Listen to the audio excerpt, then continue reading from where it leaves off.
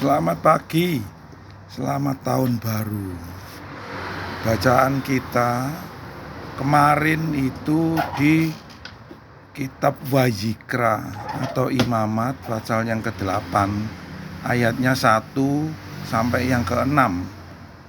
Di situ judulnya bacaan itu penabisan Harun dan anak-anaknya, atau kalau di dalam bahasa Indonesia Lugas itu judulnya penabisan imam.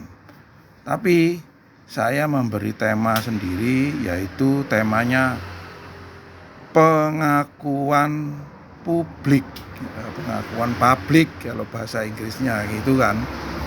Nah, itu artinya orang ditabiskan atau dikukuhkan, ya, itu untuk diakui oleh publik, oleh orang banyak, diketahui oleh orang banyak. Makanya pada waktu pengukuhan Musa itu langsung dengan Tuhan, tapi pengukuhannya Harun itu Tuhan yang milih, Elohim yang memilih, tapi melalui Musa.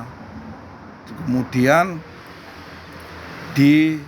ditabiskan Musa diperintahkan oleh Bapak Yahweh untuk mengumpulkan umat dikumpulkan, kemudian diketahui oleh umat, ini loh yang menjadi imam Harun dan anak-anaknya.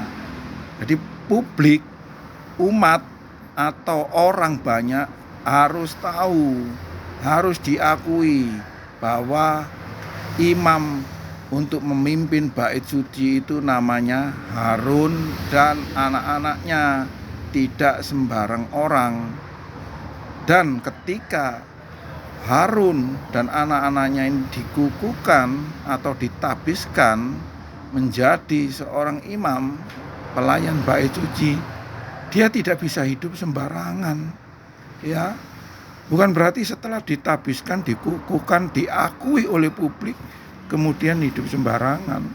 Tidak bisa seperti itu.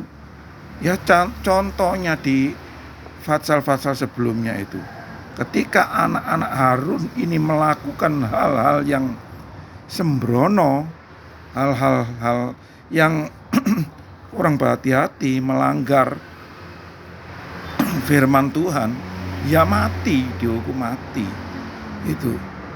Itu berlaku pada masa perjanjian lama.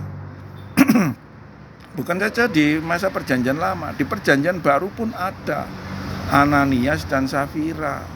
Ananias dan Safira ini termasuk pelayan-pelayan di bait suci. Tetapi ketika Ananias dan Safira suami istri ini berbohong kepada orang yang diurapi oleh Tuhan, yaitu Rasul Petrus, maka mati dia juga. Wah, begitu ekstrimnya ya di masa-masa Alkitab itu waktu itu. Untungnya di masa zaman anugerah perjanjian baru yang kita ikuti pada saat ini, hal itu tidak secara ekstrim berlaku, ya, tetapi aturan dan hukum itu tetap berlaku sampai saat ini. Tetapi hukumannya tidak se-ekstrim di masa-masa di Alkitab itu. Masa-masa di Alkitab, begitu pelayan Tuhan melanggar perintah Tuhan, langsung mati.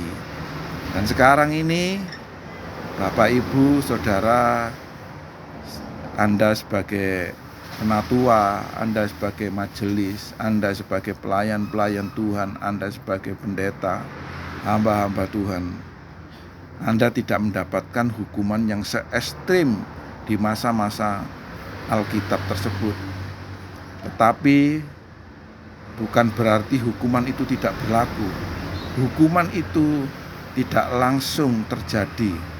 Nanti di masa akan datang, ketika kita diperhadapkan pada pengadilan, penghakiman terakhir, di situ baru tahu hukuman berlaku dan hukuman itu akan terjadi kekal. Oleh karena itu, kita sebagai pelayan-pelayan, sebagai hamba-hamba Tuhan, hari ini, masa ini, zaman ini, tahun baru 2024, hendaknya kita lebih berhati-hati, lebih taat, lebih dekat dengan Tuhan, karena hukuman itu tidak langsung terjadi, akan terjadi di kemudian hari, tetapi hukuman itu akan terjadi secara kekal.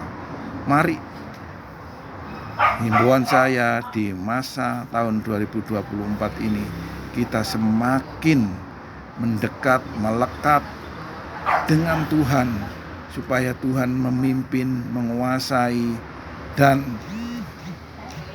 melakukan keadilannya terjadi atas kita. It's 6:10. Bapak Yahweh memberkati. Amin.